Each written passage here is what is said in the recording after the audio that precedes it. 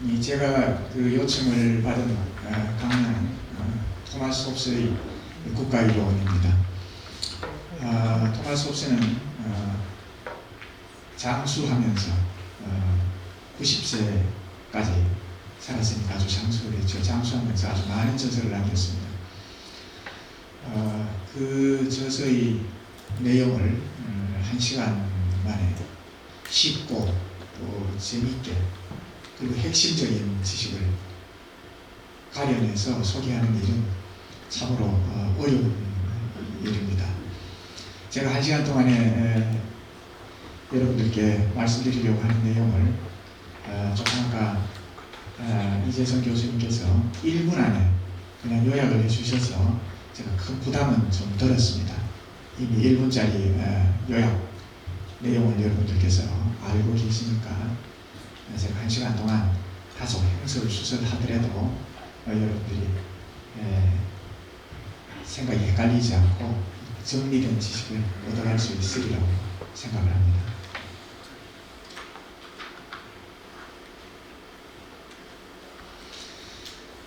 대한민국에서 고등학교를 졸업한 분이라면 누구든지 홉스 이름을 들어서 알고 계실 겁니다.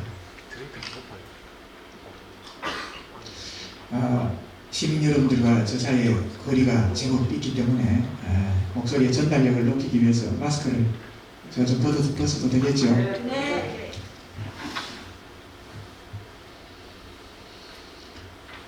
왜냐하면 고등학교 교과서에 윤리 교과서든 아니면 정치 경제 교과서든 교과서에 홉스가 항상 소개되고, 그리고 고등학교 대학 들어가기 위한 수학 능력 시험에 홉스에 관한 문제가 간간히 출제가 됩니다. 홉스에 관한 문제가 출제되는 경우 대체로 둘 중에 하나입니다. 지금 보신 바와 같은 성악설을 주장했다는 것, 홉스가 성악설을 주장했다는 사실, 그거를 이제 예를 들면 일본처럼 성악설을 주장한 사람끼리 말게 짝 지어놓은 것을 해서 서양에 있어서는 이제 성악설, 성선설의 대립이 홉스와 로크의 형태로 대립을 시키고, 또 동양 사상에 있어서는 맹자와 순자의 형태로 성선설과 성악설을 이렇게 대립을 시켜놓지 않습니까? 그래서 그 사실을 알고 있나를 물어보면, 다시 말해서 홉스가 성악설을 주장했다고 하는 사실을 알고 있나를 알아보는 문제 하나 내거나, 아니면 두 번째, 예컨대 자연 상태에서 인간이 다른 인간에 대하여 서로 이리와 같은 관계다. 자연 상태는 전쟁 상태다. 국가가 없으면 무정부 상태에 빠진다. 혼란에 빠진다. 이렇게 사고를 했다는 것을 알고 있는지를 물어보는 문제가 2번 문제 같은 것이죠. 그 고등학생이 알아야 할, 홉스에 관해서 알아야 할 지식은 이 1번, 2번 이 두 가지입니다. 그냥 이 두 가지면 그냥 끝이에요. 다른 건 시험 문제가 나올 수가 없기 때문에.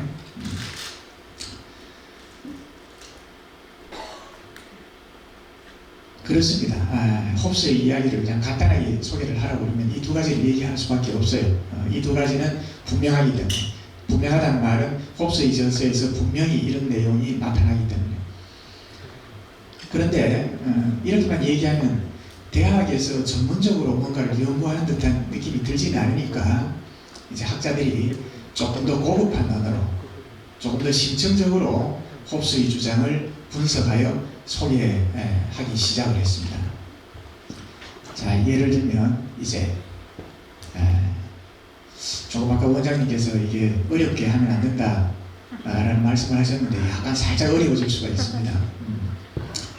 한 번쯤 들어봤을지도 모르는 내용입니다만, 이른바 죄수의 딜레마라고 하는 것이 있습니다.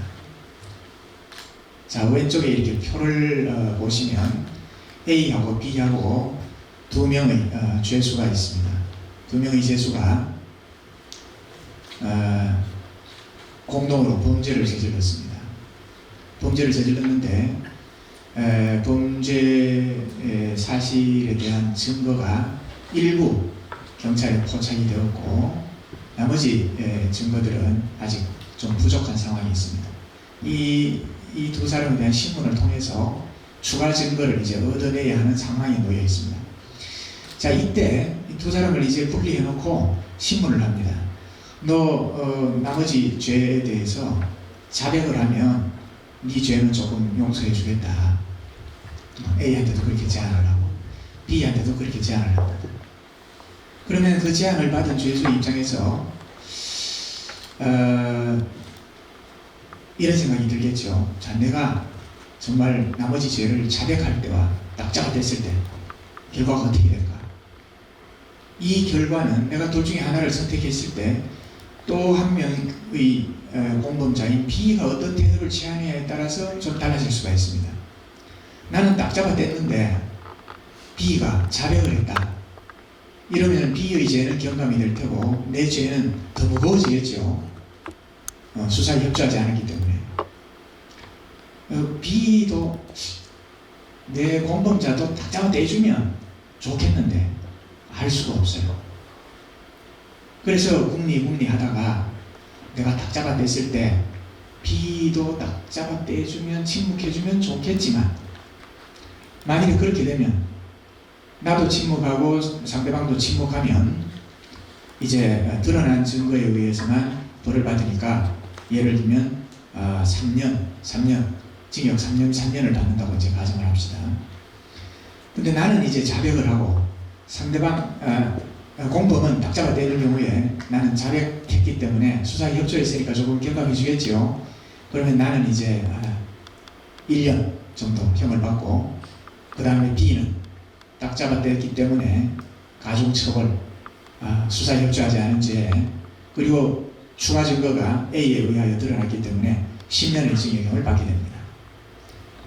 그러니까 내 입장에서 내가 낙자가 됐을 때 하고 그 다음에 이제 내가 고백을 했을 때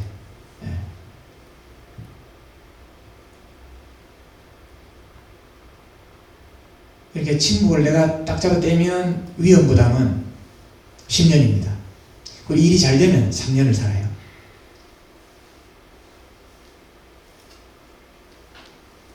반면에 내가 이제 자백을 했을 때 일이 잘 되면 내가 1년만 사는데 일이 잘못되면 또 이제 5년을 이제 살게 되죠.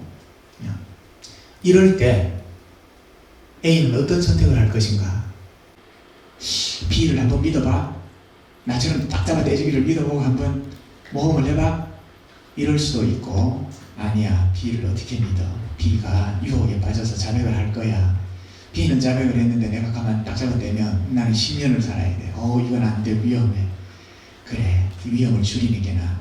자백을 하는 게 낫다. 이렇게 생각이 흘러간다는 겁니다. 그러면 A는 자백을 하게 됩니다. B도 똑같은 사고를 하겠죠. 그래서 B도 자백을 하게 되는 겁니다. 그러면 A와 B가 둘 다 자백을 하면 각각 5년형을 살게 됩니다. 자, 이 4개 세트 가운데 최선의 세트는 첫 번째 3년 사는 세트죠. 이 3년 사는 이 세트가 있음에도 불구하고 5년을 살게 되는 방향으로 간다는 거예요. 왜 그러냐? 왜 이렇게 되느냐? 3년짜리 세트가 있음에도 불구하고 5년짜리 세트로 가는 이유, 상대방을 믿을 수 없기 때문에. 불신. 인간이 다른 인간에 대해서 서로 불신하고 있을 때 우리는 최적의 길이 있음에도 불구하고, 최선의 길이 있음에도 불구하고 그보다 더 나쁜 길로 접어든다는 거예요.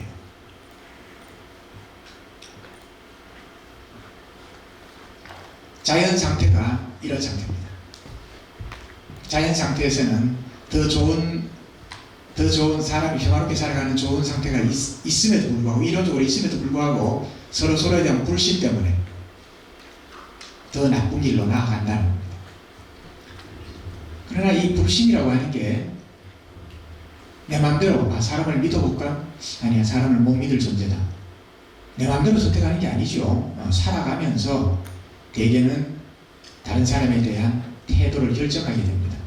착한 사람을 많이 만나면서 사는 사람은 다른 사람을 믿는 태도가 강해지는 것이고, 남한테 뭐 이렇게 억울한 일 같은 거, 피해 같은 거 많이 보고 사기도 당하고 배신도 당하고 이러면서 살면 이제 조금 불신이 좀 커지죠.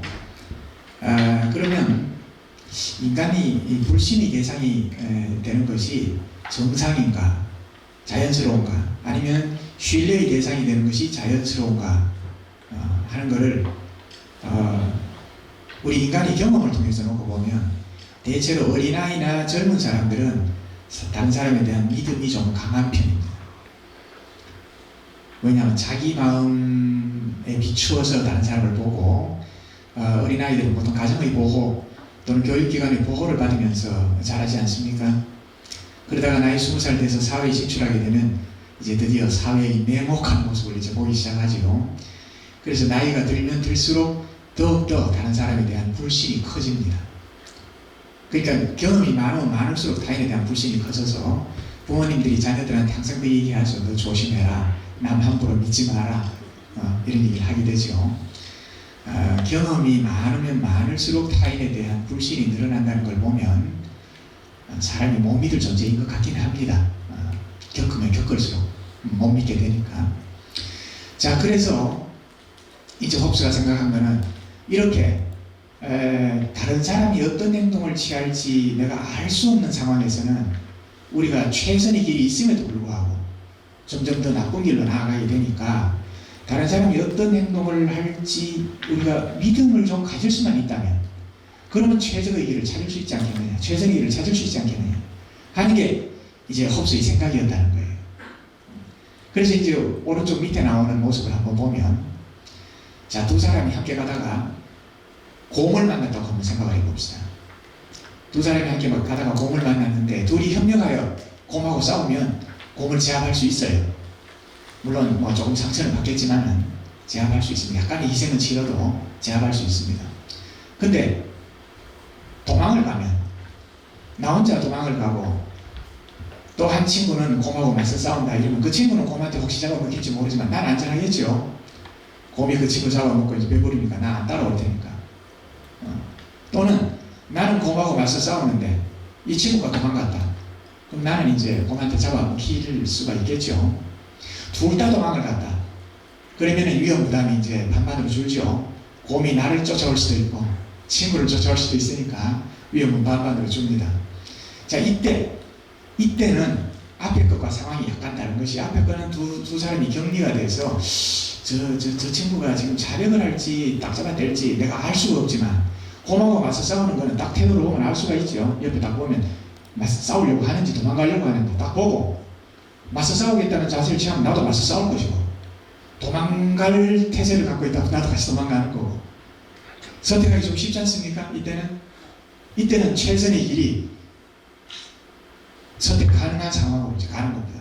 홉스가 그런 상황으로 만들었다.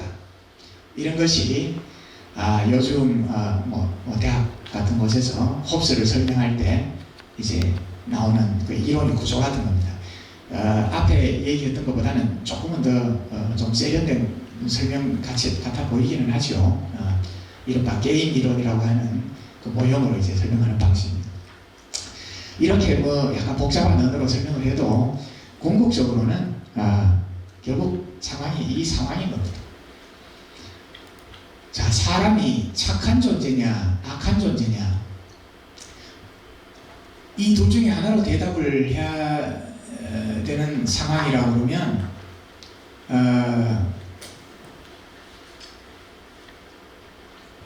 자기가 어디에 비중을 두느냐에 따라서 뭐 착하다 악하다 이렇게 말을 하겠지만, 사실관계를 놓고 볼 때 인간은 악할 수도 있고 선할 수도 있습니다.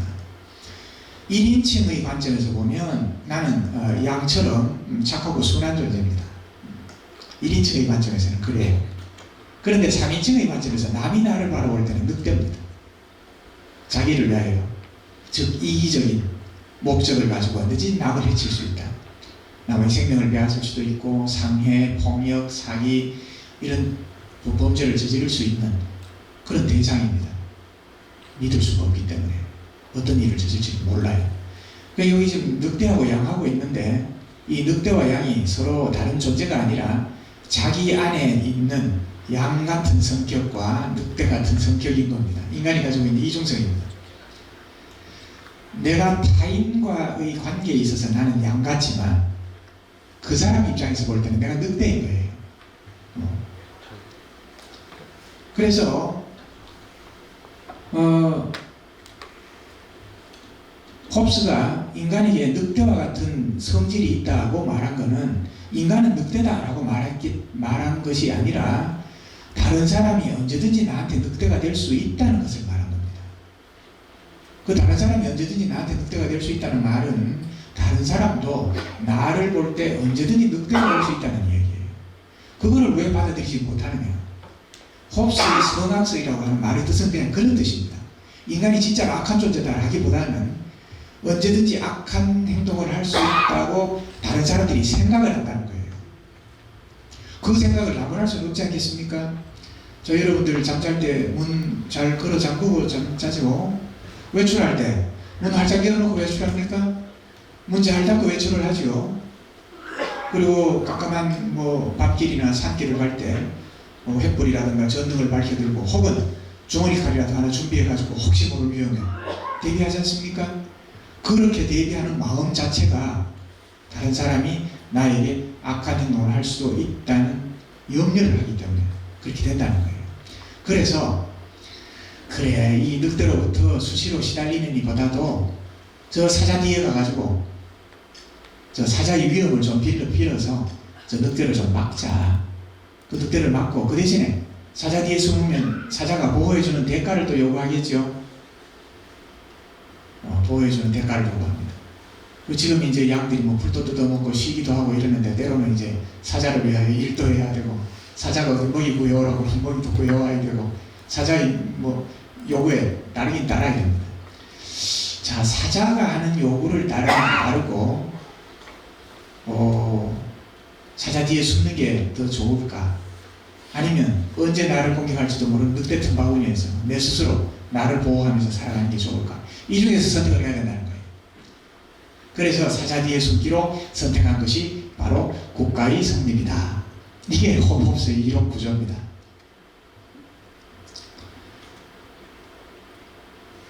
자, 그래서 이제 이 국가로 가는 게 이제 등장을 했다고 하는 것인데, 우리가 이제 국가에 대해서 그래서 정의를 내리자면 정의를 내리는 방식이 이제 여러 가지가 있는데, 국가가 가지고 있는 구성 요소에 따라서 지금 인구와 영토와 주권 이런 걸로 구성된 공동체다 이렇게 할 수도 있고, 그 다음에 이제 또 공통의 목적을 가진 공동체다, 또는 정치 권력에 의한 지배 복종 현상이 일어나는 공동체다. 그러니까 국가라고 하는 것이 하나의 공동체는 공동체인데 이 공동체의 특징이 무엇인가를 찾아내 가지고 그 특징을 앞에 갖다 붙이는 거예요.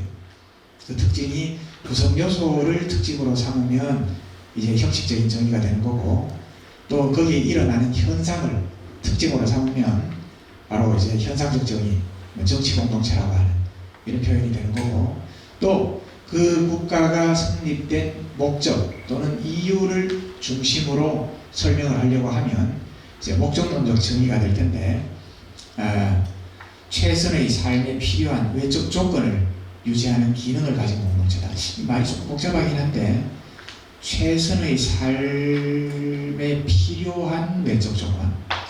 국가가 있다고 해서 개개인의 최선의 삶이 저절로 보장되는 건 아닙니다. 우리가 행복하기 위한 조건과 행복한 것은 다른 거죠. 행복을 위한 조건이 갖추어져도 다른 어떤 이유로 불행할 수도 있습니다. 그러나 행복을 위한 외적 조건이 갖추어지지 않으면 어느 누구도 행복할 수 없는 상황, 그런 것이 이제 외적 조건입니다. 그러니까 예를 들면 전쟁 같은 거, 전쟁이라든가 가난이라든가 질병이라든가 독재라든가 이런 것들은 행복을 위한 외적 조건이죠.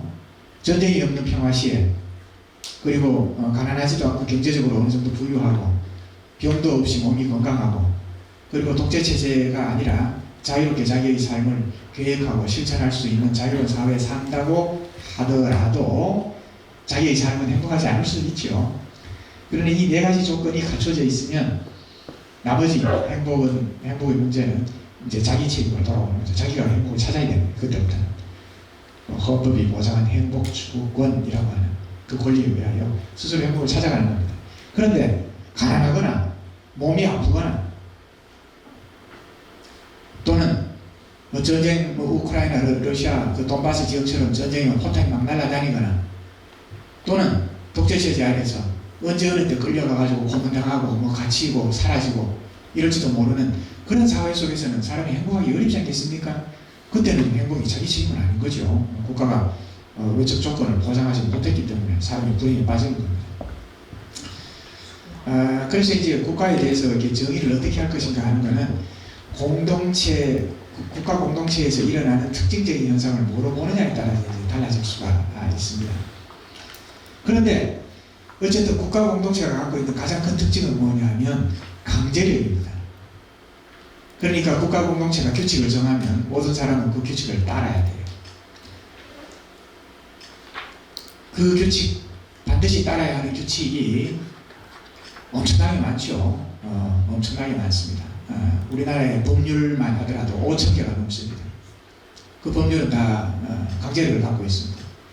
그런데 5천 개의 법률이 있는데 모든 국민에게 다 똑같이 공통되는 공통적으로 적용되는 규칙, 그게 헌법에 이제 의무라는 이름으로 나와 있습니다. 국민의 의무, 그 국민의 의무가 우리나라는 이제 납세의 의무, 국방의 의무 그 두 가지죠.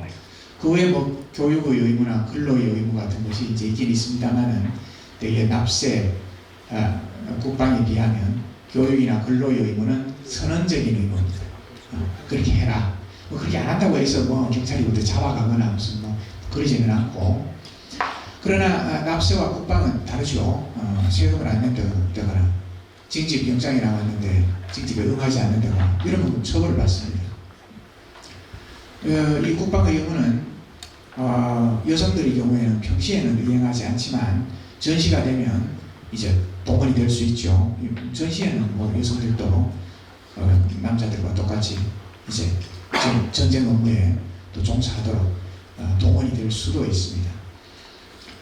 이렇게 국방의 의무와 납세의 의무가 헌법에 규정되어 있고, 그 다음에 기타 국가에 대해서 복종을 해야 되는 여러 가지 의무들은 국회에서 만드는 법률에 의하여 의무를 이행하게 되어 있습니다.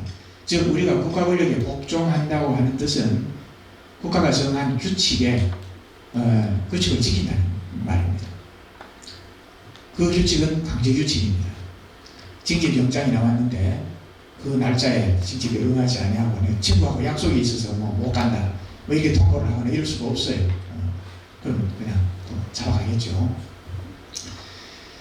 그럼 이제 국가에 대해서 우리가 이제 복종을 하는데 그 왜 복종을 하느냐?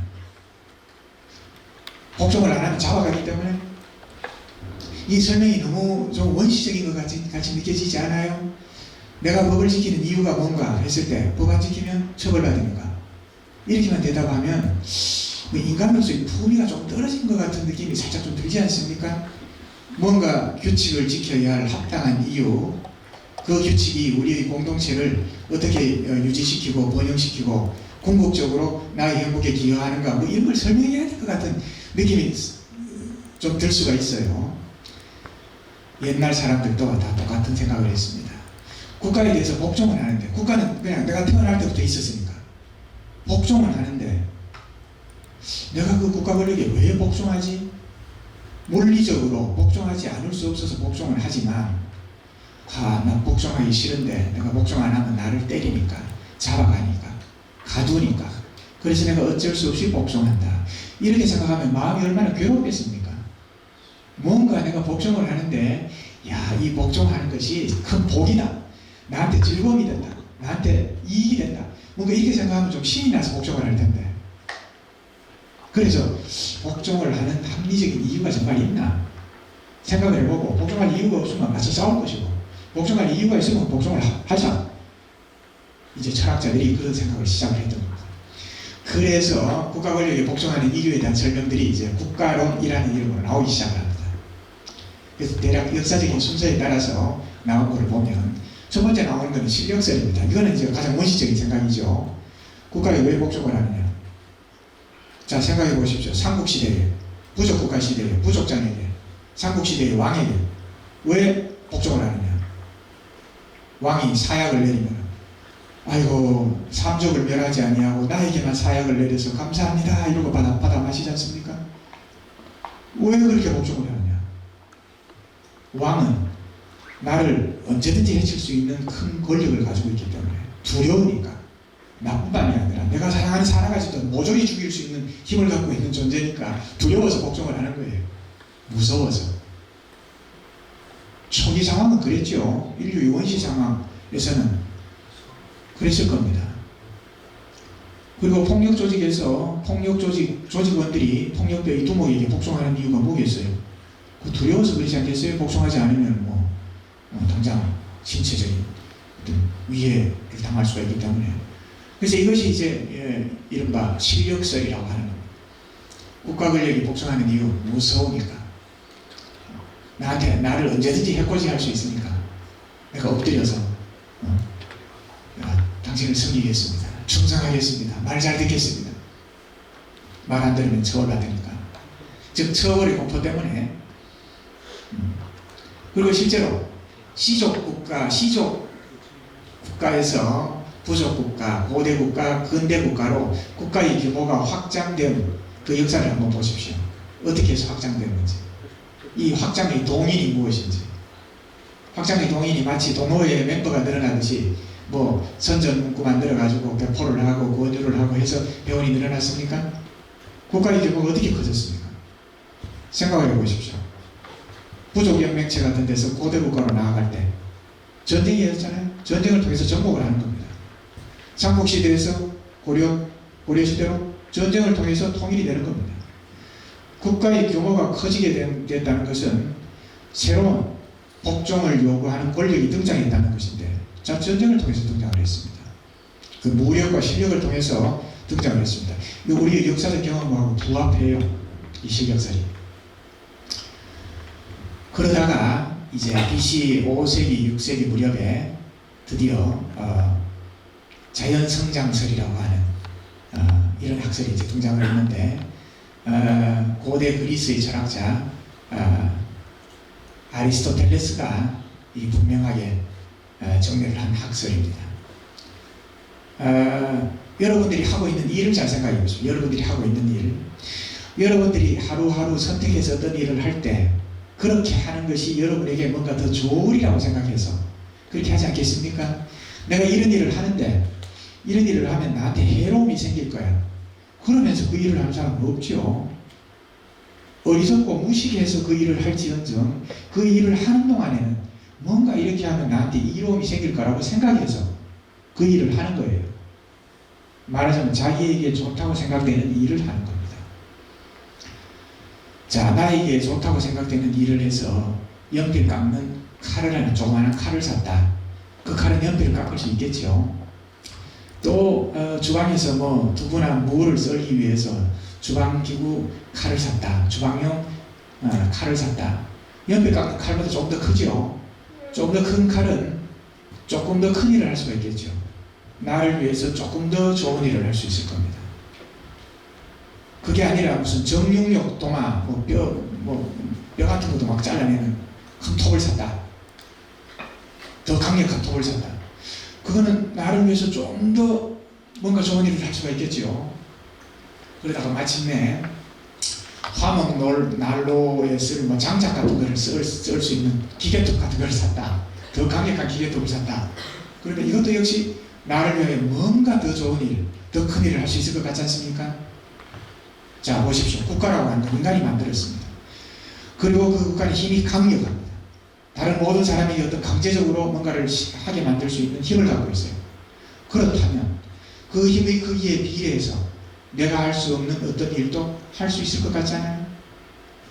그러니까 더 좋은 일, 사람이 인위적으로 한 것 가운데, 인위적으로 만들어낸 것 가운데 가장 큰 힘을 가진 집단입니다. 국가보다 더 큰 힘을 가진 집단은 지금까지 있어 본 적이 없습니다. 그러면 인간이 만든 것 가운데 가장 강력한 힘을 가진 집단이니까 인간이 하려고 하는 일 가운데 가장 좋은 일을 해낼 수 있을 것이다. 이런 생각이에요. 좀 그렇듯 하잖아요.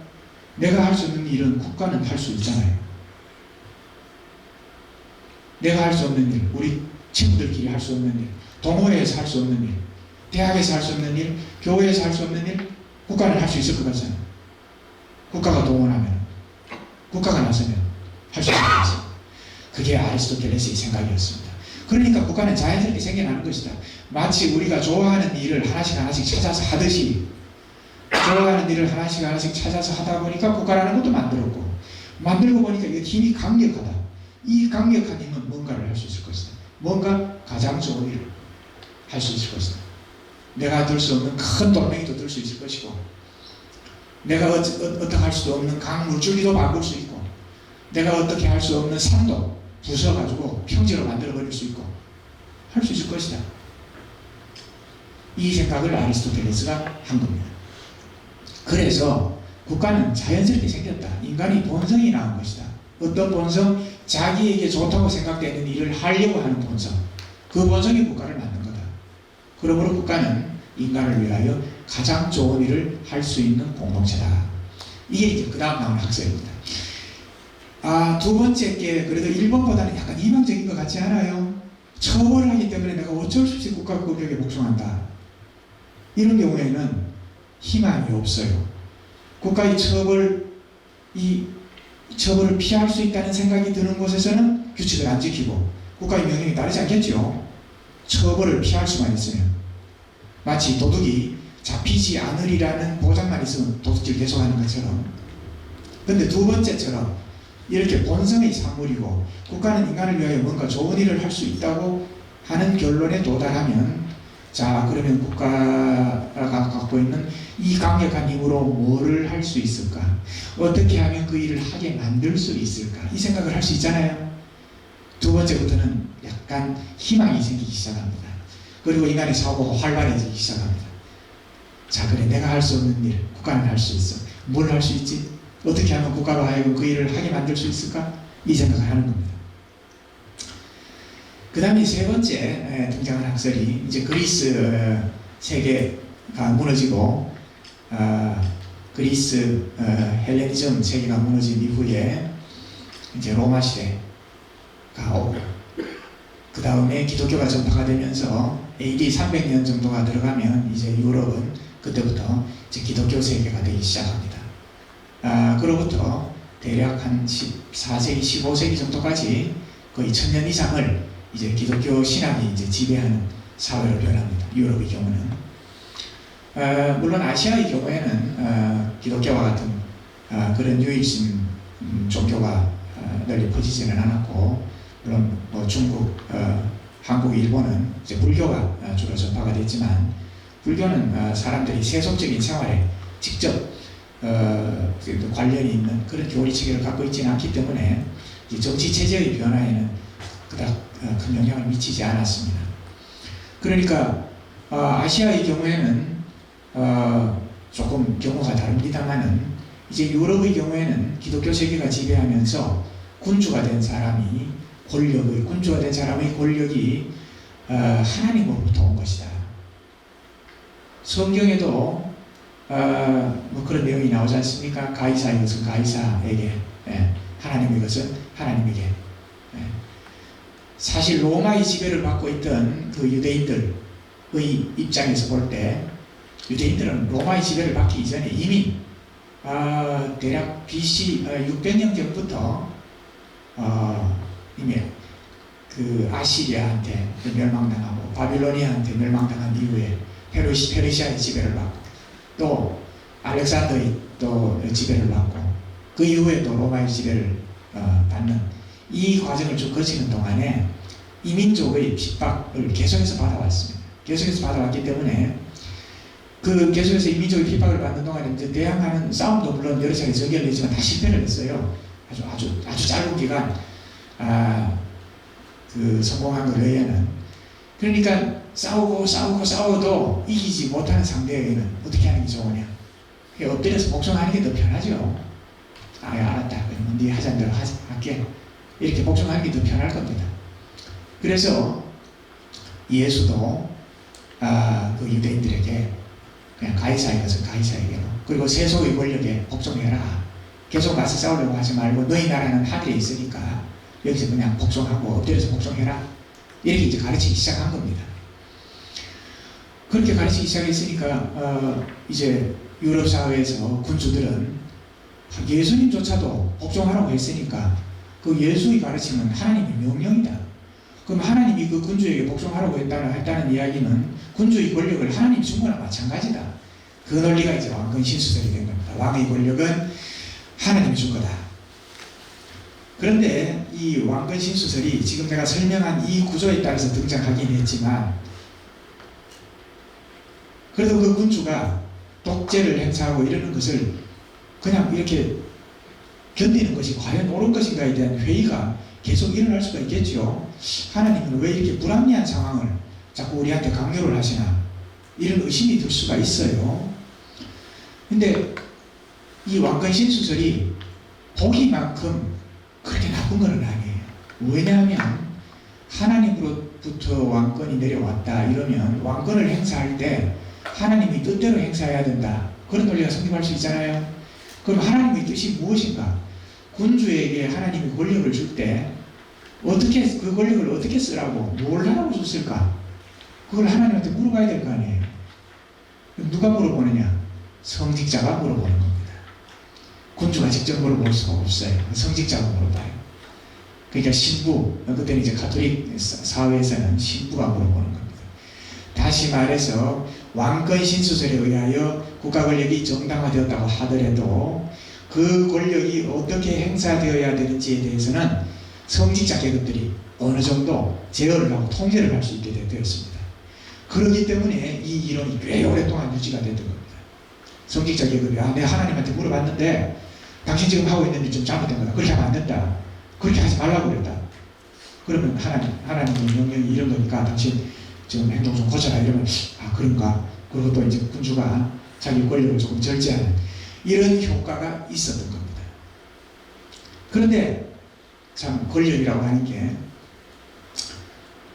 절대 권력은 절대 부패한다고, 이 성직자들이 권력을 갖기 시작하니까 왕권 신수설에서 왕이 권력을 갖는 것 같았지만 하나님한테 물어보고 권력을 행사해야 된다, 이 이론이 생기는 순간 성직자 계급한테로 권력이 조금씩 이동을 하기 시작을 했고, 이동을 하니까 이 성직자 계급이 타락하기 시작하는 겁니다. 이제 성직자 계급이 타락하고 나면 이제 더 이상 하나님의 명령에 의하여 권력을 행사해야 된다고 하는 그거를 성직자 계급을 제외한 다른 사람들은 알 수가 없지 않습니까? 알 수가 없어요. 알 수가 없으니까 그 다음에 어떤 일이 벌어지느냐 하면 기독교 사회가 분열되는 일이 벌어집니다. 평신도들이 내가 하나님한테 직접 물어볼게, 신부를 통해서 물어보는 게 아니라 다락방에 가서 기도하면서 하나님한테 직접 물어볼게, 이런 이론이 이제 생기기 시작을 하는 겁니다. 이것이 가톨릭으로부터 기독교가 떨어져 나온 그 과정입니다. 그게 대략 BC 9세기, 10세기 정도 돼가지고 떨어져 나오지요. 동방정교 같은 것도 떨어져 나오고 대분열이라고 해서 기독교 사회가 분열하기 시작합니다. 왜냐하면 성직자 계급의 권력이 이제 타락하기 시작했다고 생각되니까 분열하기 시작했습니다. 그리고 그 다음 이 권력, 국가가 행사하는 이 권력에 대해서 성직자 계급이 하나님한테 물어보고 권력을 행사하자고 하는 것도 실패했다고 느끼니까 드디어 15세기 무렵부터 와서는 일반 백성들이 직접 이 권력의 목적에 대해서 생각하기 시작했습니다. 하나님한테 물어보는 것도 이 목사 계급이 또는 성직자 계급, 신부 계급이 이 타락했기 때문에 믿을 만한 게 못 된다. 그러면 하나님이 우리한테 준 정신적 능력, 하나님이 우리의 육체를 만들었고 우리의 육체 속에 정신을 심었고 그 정신 가운데 가장 지혜로운 활동을 하는 것이 이성이니까 이성적 사고야말로 하나님이 인간 개개인에게 인간을 창조할 때 사람한테 넣어준 생각이다. 그러니까 우리가 이성적으로 잘 생각하면 그게 곧 하나님의 명령이다 하는 생각이 등장하기 시작을 했습니다. 이런 것을 정치학에서는 흔히 자연법 사상이라고 부릅니다. 자, 곰곰이 가슴 가슴에 손을 넣고 곰곰이 생각하면 알게 되는 이치 같은 거 있잖아요. 너도 양심이 있으면 한번 생각을 해봐라. 그래서 생각을 해서 내가 양심적으로 생각해 보니까 이게 이렇고 저렇고 이렇더라 라고 알게 되는 거, 그거예요. 그런 규칙, 그걸 자연법이라고 부르기 시작한 겁니다. 그래서 이 왕권 신수설 다음에 나온 것이 이제 우리 홉스 이야기에 등장하는 사회계약이라고 하는 겁니다. 그러니까 이 사회계약이라고 하는 것은 물론 가상적으로 이루어지는 인간의 행위이긴 하지만 이런 종류의 계약을 생각하게 만든 것은 자연법인 겁니다. 자연법. 그러니까 가슴에 손을 넣고 잘 생각해 보는 거예요. 도대체 우리 삶의 조건이 지금 어떠한가? 내가 어떻게 사는 게 좋을까? 다른 사람과의 관계를 어떻게 맺는 게 좋을까?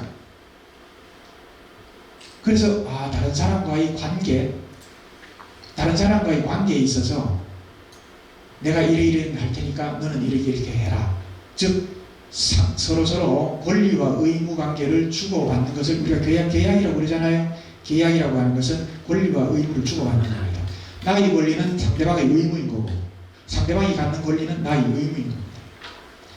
그래서 이제 17세기에 들어오면 이미 이런 자연법이라고 하는 개념 자체는 16세기 정도부터 철학자들 사이에 나타나기 시작했는데 이 자연법이라고 하는 그 양심의 소리, 우리 인간 내면의 이성적 사고의 결론을 이제 타인과의 계약 관계로 발전시킨 것이 그 사회계약론자들입니다. 이게 이제 17세기에 이제 등장을 합니다. 대표적인 예가 이제 홉스, 로크, 루소 뭐 이런 사람들인데 여기 소개된 그 아담 스미스는 물론 사회계약론자는 아닙니다만 이론 구조는 계약론자들하고 약간 비슷합니다. 자, 그래서 이성적으로 이렇게 생각을 할 때 우리가 국가에 복종하는 이유가 무엇일까? 국가와 나 사이에 권리 의무 관계가 분명히 있어야지만 될 텐데 내가 복종을 하는데 그럼 복종의 대가는 무엇인가? 단순히 처벌을 피하기 위해서? 그럴 수는 없다. 그건 아니다. 뭔가 내가 복종을 했으니까 그 대신에 나한테 뭔가 돌아오는 게 있어야 되겠다. 그 돌아오는 게 도대체 뭘까? 내가 뭐가 필요할까? 를 생각을 한 끝에 홉스가 내린 결론은 인간의 삶에 있어서 행복하게 사는 데 있어서 가장 필요한 게 무엇일까? 딱 생각을 해보니까 아까 이재성 교수님 소개를 한 것처럼 날이면 날마다 전쟁이 터지고 대포가 날아다니고 전쟁이 일어나면 언제든지 젊은이들은 전선으로 끌려가야 되고 가족이 흩어지고 또 새로운 정복자가 등장을 하고 이런 상황에서는 평화롭게 살기 어려우니까 안전보장이 첫 번째다. 그래서 홉스는 안전보장과 질서, 국가가 모름지기 인간에게 제공해야 될 것은 안전보장과 질서다. 안전보장이라고 하는 것은 흔히 외적의 침략으로부터 자기 공동체를 보호하는 것을 의미하죠. 즉 전쟁을 막아내는 것, 전쟁이 일어나면 이기는 것, 그게 안전보장입니다. 사실 국가 안전보장이라고 하는 게 국가 공동체의 존속에 첫 번째로 필요한 거 아니겠습니까? 한 개인의 경우에도 우리가 한 개인적 관점에서 행복하기 위한 조건, 첫 번째, 우선 몸이 건강해야죠. 몸이 건강하고 나서 사회적 관계도 있고 명예도 있고 지위도 있고 권력도 있고 뭐 그런 이후에 재산도 있고 이런 거지. 몸이 건강하지 않으면 지위고 명예고 재산이고 그 뭔 소용이 있겠습니까? 국가도 마찬가지로 국가 공동체 자체가 존속을 해야, 건강하게 존속을 해야 그 다음에 그 안에 사는 국민들이 뭐 행복을 추구하든지 말든지 할 거니까 안전보장은 외적으로부터 막는 것이고, 그 다음 질서는 뭐냐면 사회생활을 하는데 내가 어느 정도 그 사회의 움직임에 대해서 예측을 할 수 있어야 되는 겁니다. 예측을 할 수 있다는 것, 내가 물건을 사서 우리 집에 두면 그 물건이 내 물건이 되어야 되는 거죠. 도둑이 와서 훔쳐가거나 강도가 와서 뺏어가거나 그러면 안 되겠죠. 그러면 그게 내 물건이 아니잖아요. 내일 다른 사람이 내 물건 훔쳐갈지도 모릅니다. 이러면 오늘 내가 물건을 어떻게 사겠어요? 돈 주고. 물건 사봤자 내일은 내 게 아닌데. 그럼 오늘 내가 물건을 사면 그 물건은 내가 처분하지 않는 한 끝까지 내 물건이 된다고 예측할 수 있어요. 내가 물건을 사지 않겠어요? 그리고 예를 들면 뭐 학교에 등록금을 낸다. 등록금을 내면 1년 동안 강의 듣는 것을 보장해 줄 것이다. 그게 예측이 돼요. 대학에 등록금을 내는 거 아니겠어요? 그런 것을 사회 질서라고 부릅니다. 예측 가능하게 움직여야 내가 거기에 맞추어서 어떤 행동을 하지 않겠어요? 국가가 제공해야 될 것은 그거다. 다른 사람이 어떻게 행동할지 내가 알 수 있게 해주는 것. 아까 앞에서 죄수의 딜레마 세트 2개를 보여줬지 않습니까? 두 번째 세트. 다른 사람이 어떻게 행동하는지 내가 알 수 있게. 그럼 거기에 맞춰서 행동을 정하면 되니까. 그렇게 만드는 것이다. 그러니까 안전보장과 질서야말로 국가가 나에게 제공해야 되는 목적이 이익이고 국가가 존재하는 목적은 바로 그거다.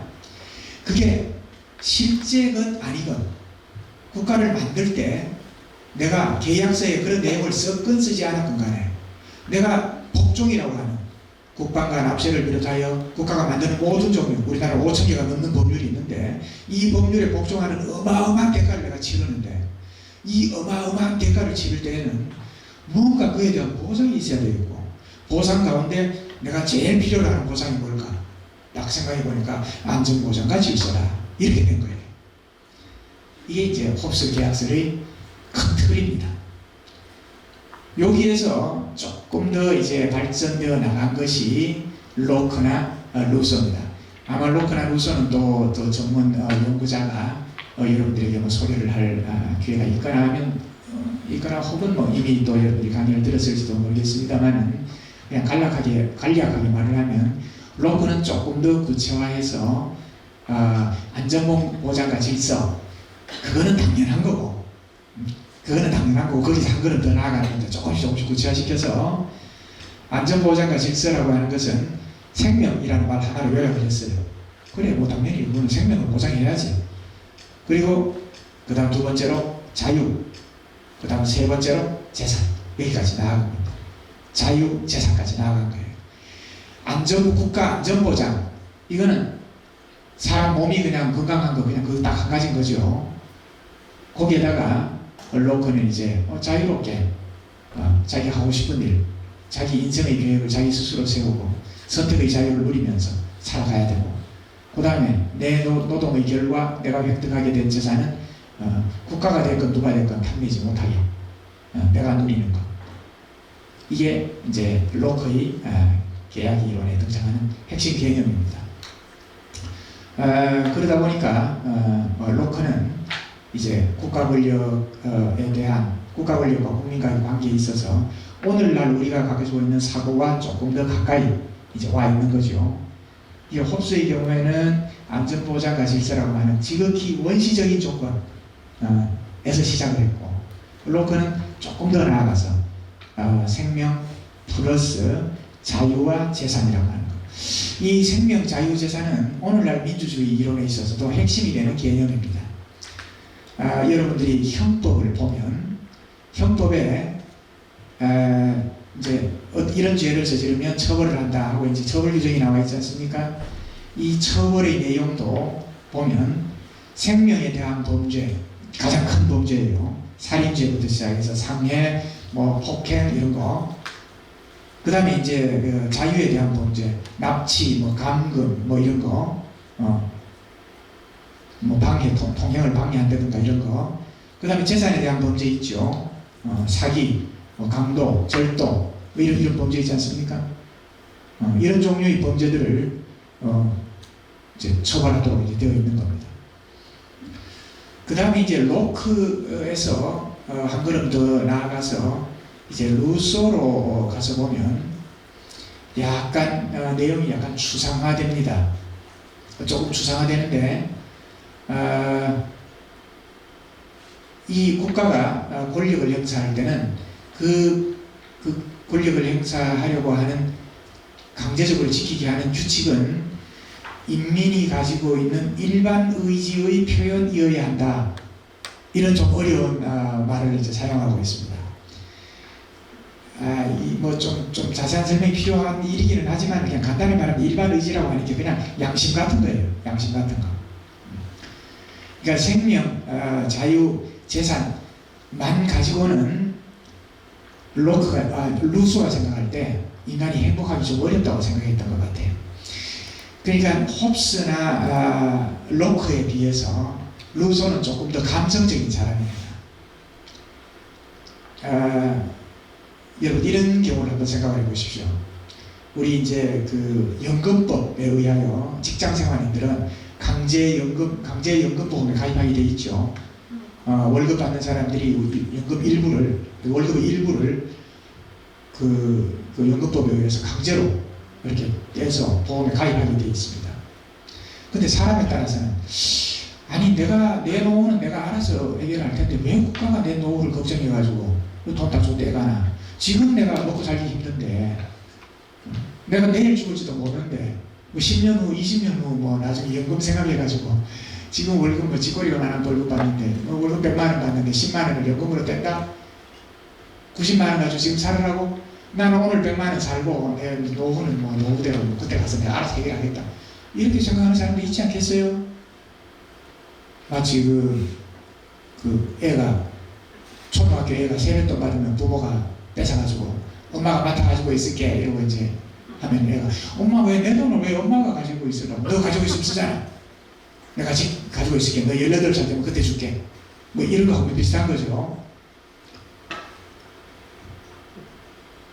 그래서 사람에 따라서는 아니야 내가 가지고 있으면 써. 강제적금이라도 가입해야 돼. 국가가 이렇게 떼가지고 보관해줬다가 10년 후에 날 주는 게 더 좋아. 이렇게 생각하는 사람도 있을 수 있어요. 자기가 나약하다고 생각되면. 그런 것처럼 홉스나 로크의 경우에는 남이 나의 자유를 간섭하지 않고 나를 그냥 내버려 두면 내가 알아서 내 스스로 행복한 길을 찾아서 행복하게 살 수 있을 거라는 생각을 한 사람들이고, 루소의 경우에는 조금 달라요. 루소는 이제 자라난 환경도 그렇고 해서 사랑에 아주 굶주린 사람이었기 때문에 사람과 사람 사이의 우정과 애정 이런 것들로 뭔가 사람이 결합되어 있어야 그 속에서 행복을 느끼는 거지, 단순히 다른 사람이 나를 간섭하지 않고 나의 자유와 생명과 재산이 보호받는 것 딱 그것만으로 내가 자유를 마음껏 누리는 것만으로 내가 행복해진다? 그건 아닌 것 같다. 뭔가 공동체적 유대, 애정과 우정으로 결합된 이 공동체가 있어야지만 그 속에서 사람이 행복을 느끼고 살아갈 수가 있다. 그러면 그런 식의 결속을 만들어낼 수 있는 그게 뭘까? 그거는 사람의 마음속에 들어있는 정서적인 감정을 포함한 양심 같은 것이다. 이 양심에 의하여 모든 사람이 공통으로 느끼는 양심에 의하여 결합될 때에야 그게 국가 공동체를 제대로 만들 수 있는 것이다. 이런 종류의 이야기입니다. 조금 더 이제 복잡한 또 세련된 개념은 또 루소를 다루시는 분께서 자세히 소개하리라고 생각이 됩니다. 그에 반해서 이게 아담 스미스의 경우는 계약론자는 아닙니다만은 국가 권력에 대하여 국가가 뭔 일을 자꾸 하려고 하지 마라. 엔간하면 그냥 내버려둬라. 시민들이 그냥 자유롭게 활동하는 거 그냥 내버려둬라. 자유롭게 활동하면 국민들이 다 저 좋은 일을 하기 위해서 자기에게 좋은 일을 좋다고 생각되는 일을 하기 위해서 노력을 하는 것이고, 그 노력의 결론은 국민들 한 사람 한 사람이 부유해지는 거고, 부유해지면 그게 나라의 부다. 국가가 부유해지려면, 즉 다시 말해서 왕이 부자가 되고 싶으면 그들 세금이 많아야 되고, 세금이 많아지려고 그러면 국민 한 사람 한 사람이 다 부유해져야 된다. 그러니까 가능하면 간섭하지 마라. 그게 아담 스미스의 생각입니다. 그래서 등장한 것이 이른바 보이지 않는 손, 다 들어보셨을 겁니다. 이른바 invisible hand, 보이지 않는 손. 인간이 다 저마다 이기적으로 이렇게 행동하면 아수라장이 되지 않을까요? 이렇게 또 걱정하는 사람이 있겠죠. 국가가 개입하지 않으면 방탕하게 그냥 하고 싶은 대로 그냥 다 내버려두면 호랑방탕해지지 않을까. 아담 스미스가 생각하기로는 그렇지 않다는 겁니다. 왜냐하면 사람이 이기적인 행동을 하기는 하지만, 자기를 위하여 좋다고 생각되는 일을 하지만, 예를 들면 파리바게트에 가서 빵을 살 때 파리바게트 주인이 먹고 살으라고 내가 빵을 사주는 것이 아니라 내가 빵을 먹으려고 빵을 사는 것이고, 파리바게트 빵 파는 사람도 빵을 사는, 내가 배고플까봐 빵을 파는 게 아니라 자기도 돈 벌려고 빵을 파는 것이고, 각자 자기를 위하여 그 행동을 하지만 파리바게트 주인도 돈 벌어서 좋고 나는 빵을 사 먹어서 배불러서 좋고, 서로서로 이제 좋은 결과가 나타난다는 게 이제 보이지 않는 손을 주장한 뭐 이론적인 배경인데, 그런 이기적인 행동이 때로는 사회를 아수라장으로 만들지 않을까요? 라고 걱정하는 사람에 대해서는 아담 스미스가 도덕정조론이라고 하는 책에서 그렇지 않다. 사람의 마음속에는 제3의 공명정대한 관찰자가 있다. 그건 뭐냐면 우리가 흔히 어떤 행동을 하려고 하다가도 남들이 보면 나보고 뭐라고 그럴까? 남들은 내 이런 행동에 대해서 뭐라고 평가를 할까? 실제로 남이 나한테 평가하는 것을 듣지 않아도 아이고 내가 이런 행동을 하면 욕먹을 거야, 남이 손가락질해, 이런 생각 우리가 하잖아요. 그래서 남이 볼 때 하는 행동하고 남이 안 볼 때 하는 행동이 다르잖아요. 그럼 그 다르게 만드는 나의 정신 요소가 뭘까? 그거는 내 머릿속에 그 제3자가 되어보는 그 능력이 있다는 거예요. 그게 공명정대한 관찰자라는 거예요. 이 공명정대한 관찰자가 있기 때문에 그 관찰자에 의하여 어느 정도 제어가 된다. 그래서 대부분의 경우에는 공명정대한 관찰자에 의하여 제어가 되니까 그걸로 제어가 안 되는 부분만 국가 권력이 개입해라. 이게 아담 스미스의 논리였습니다. 자, 그래서 이제 이 홉스의 계약 이론의 그 큰 틀하고 그 다음에 그 이후 발전된 계약 이론의 진전, 요거는 이제 이렇게 해서 정리를 할 수가 있겠습니다. 그 다음에 이제 나온 또 약간 특이한 이론이 계급지배설, 무전부주 이런 것들이 있습니다. 이 계급지배설이 이제 칼 마르크스의 사상입니다. 국가가 이 사회계약서에 의하여 안전보장과 질서니 무슨 생명과 자유와 재산이니 국민들이 부를 증진시키기 위한 거니 일반 의지의 구현이니 이런 그럴듯한 얘기에도 불구하고 결국 국가라고 하는 게 자본가 편을 들더라. 17세기, 18세기, 19세기를 거쳐서 보니까 특히 18세기, 19세기에 결국은 국가가 자본가 편을 들더라. 그래서 이게 국가가 모든 국민에게 공평하게 대하는 것처럼 보여도 이게 국가는 편파적이다. 그래서 극단적인 주장이 나오기 시작합니다. 국가는 결국은 자본가 계급이 노동자 계급을 지배하기 위한 도구에 불과하다. 그러니까 노동자들이 파업하면 경찰이 출동해가지고 파업하는 노동자 다 끌어내고 이런 일을 하는 걸 보면서 자본가 편든다고. 이게 이제 칼 마르크스의 계급지배설 같은 것이고, 그 다음에 이제 거기서 또 한 걸음 더 나아간 거, 계급지배든 그게 국가가 자본가 계급의 지배이든 아니든 간에 국가 권력을 가진 자가 그냥 인민을 그냥 지배하는 거다. 이거는 실력설의 한 유형이라고 할 수도 있겠죠. 그래서 모든 국가 권력은 이거는 강제력이기 때문에 강제력은 악이다. 그러면 국가가 질서를 유지 않고 난장판이 되는 사태를 견디란 말이냐? 난장판이 되든 말든 간에 그거는 개개인이 알아서 대처할 일이고 국가라고 하는 강제력 자체를 인간이 이적으로 만들 이유는 없다. 이게 이른바 무정부주의자들의 생각입니다. 아니 정부가 없으면 외적이 쳐들어오면 어떡하냐? 이렇게 또 질문할 수도 있는데 그 질문에 대한 답변은 이렇습니다. 그걸 왜 네가 걱정하냐? 외적이 쳐들어오면 내가 알아서 할게. 그거 네가 걱정할 일 아니야. 이렇게 이제 답변을 하는 겁니다. 이런 무정부주의도 정치 사상의 일부로 흐름이 있습니다만 이 무정부주의는 어떤 국가에서든지 간에 별로 달갑지 않게 여기는 사상이라서 이 사상이 크게 확장이 되거나 직접 어떤 정부를 철폐하는 운동으로 발전하기는 조금 어렵긴 어렵겠죠. 하지만 이런 종류의 사고가 있기는 있다는 것. 이게 대체로 크게 보면 국가 이론의 유형들입니다. 그 유형들 가운데 오늘날 우리가 가지고 있는 국가에 대한 사고방식은 요 앞에서 본 이 사고방식하고 약간 비슷하죠.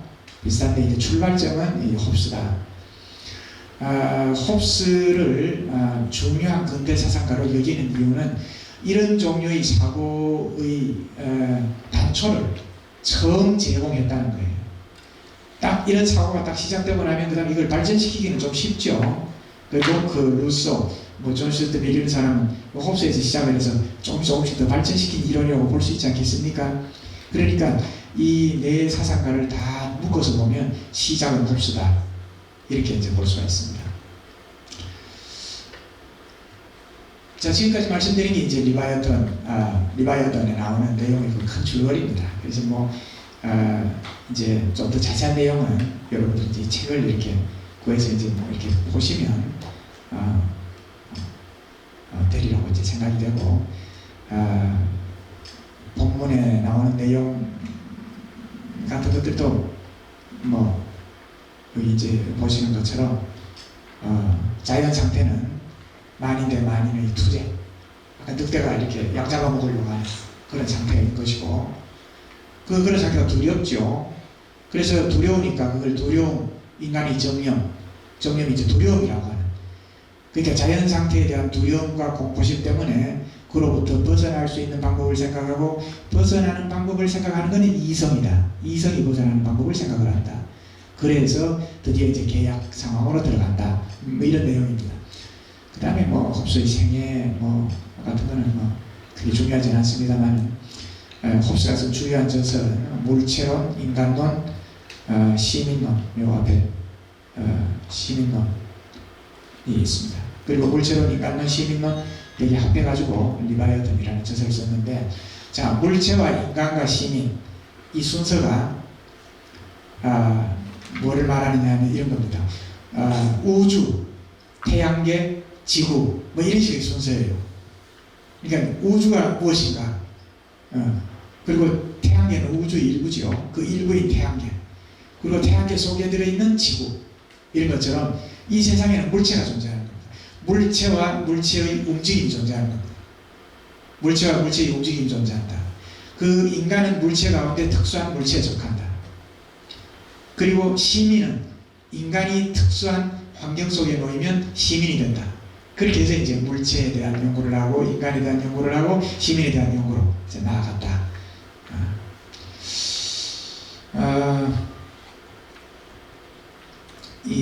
그 리바이어턴에 써놓은 그 집필 의도를 이제 잠깐 보면 이런 내용이 있습니다.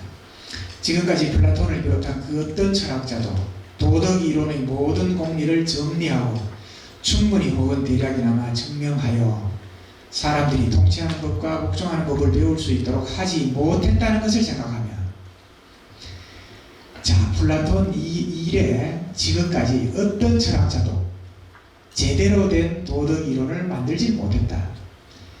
왜 우리가 정치 권력에 복종해야 되는지, 그리고 권력을 가진 자는 그 권력을 어떻게 행사해야 되는지에 대한 이론을 제대로 만들지 못했다. 그거를 이제 도덕 이론이라고 여기서 표시한 거죠. 도덕 이론.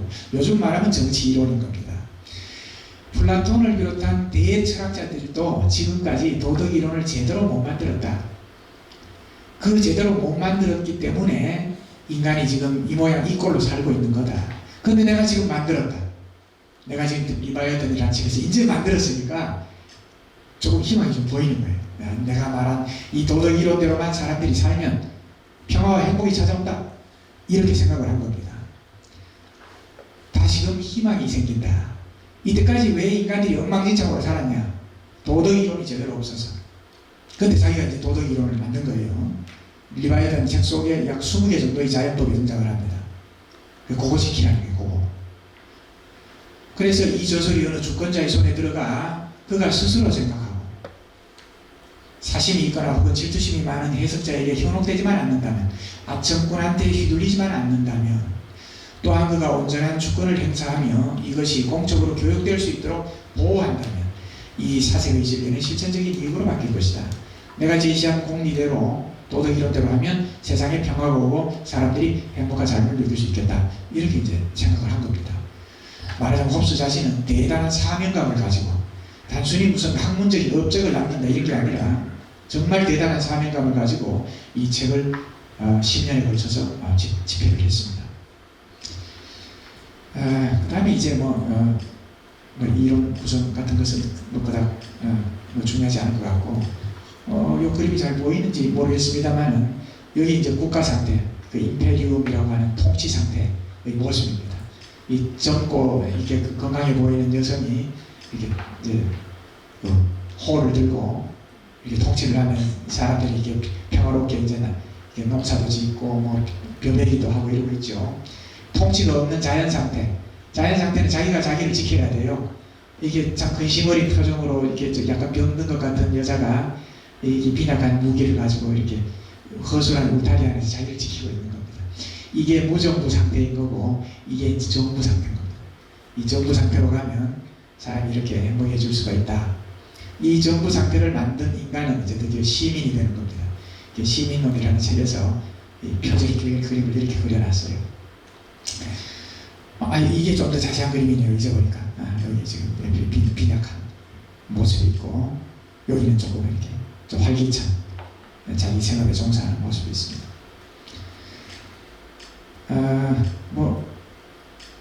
이 자연법 한 20개 정도를 나열했는데 뭐 이런 식으로 요약을 하고 있어요. 남에게 대접을 받고 사는 대로 남을 대접해라. 그러니까 내 마음을 짚어보면 남의 마음도 네가 알 수 있다. 이런 얘기죠. 뭐 역지사지하라는 이야기, 또 뭐 공자가 기소불용 무시의다라는 이야기 하고 똑같습니다. 이게 결국 양심의 소리 같은 거 아니겠어요?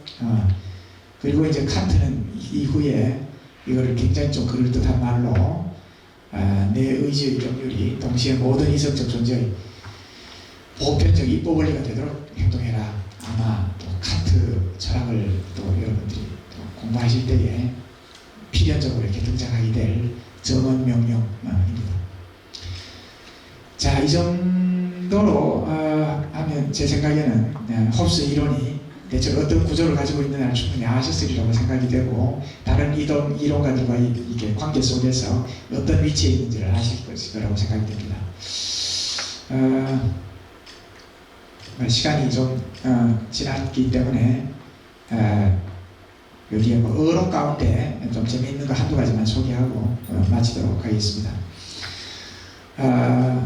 어록 가운데 내가 홉스의 리바이어던을 읽다가 가장 재미있게 읽었던 대목 한두 가지만 소개해드리면 그 홉스의 책 제2권에 보면 제2권 리바이어던 제2권에 보면 이런 내용이 나옵니다. 프란시스코 수아레즈라고 하는 신학자가 쓴 글 가운데 한 구절을 인용을 한 겁니다. 제1원인은 제2원인의 본질적 종속의 힘에 의해 제2원인에 꼭 무엇인가를 주입하는 것은 아니지만 제2원인은 본질적 종속의 힘에 의해 제1원인의 작용을 돕는다. 이거 내가 번역을 잘못한 거 아니에요. 뭔 번역을 저렇게 했나 여러분들이 그렇게 생각할지 모르지만 내가 이 문장을 이렇게도 번역해보고 저렇게도 번역해보고 샅샅이 뜯어가지고 최선을 다해서 번역했습니다. 홉스가 이 문장을 인용해놓고 그 밑에 이렇게 썼습니다. 자기가 미쳤거나 남을 미치게 할 작정이 아니고서야 어떻게 글을 이런 식으로 쓸 수 있겠는가. 내가 이 대목을 읽으면서 내가 무릎을 치면서 탄복을 했습니다. 여러분들도 혹시 번역서 같은 거 책을 읽다가 뭔 말인지 도저히 모르는 말이 나왔다 이러면 저자가 미쳤거나 번역자가 미쳤거나 아니면 그들이 나를 미치게 할 악의적인 작정을 하고 글을 썼거나 둘 중에 하나라고 생각하십시오. 여러분이 지성을 의심하지는 마십시오. 그러니까 홉스가 신학자들이 쓴 책을 읽으면서 뭔 소리인지 알 수 없는 소리가 가득 차 있다고 분노한, 분개하는 내용이 책 저편에 그득이 나타납니다. 그런 만큼 홉스 자신이 쓴 그런 내용이 명확합니다. 예민하지 않고 명확하다. 그 밑에도 비슷한 내용이 있죠. 그들에 따르면 그들이 신학자들입니다. 영어는 형제가 정지한 것, 즉 스콜라 학파, 그 학파의 용어로 말하자면 정지에 있는 현재이다. 이게 무슨 말인지는 우리도 모르고 자기들도 모른다. 무한공간을 정지에 있는 여기라고 하는데 이게 무슨 말인지는 우리도 모르고 자기도 모른다. 이런 종류의 이야기가 굉장히 많습니다. 우리도 모르고 자기도 모르는 이야기를 우리가 해서는 안 되겠죠.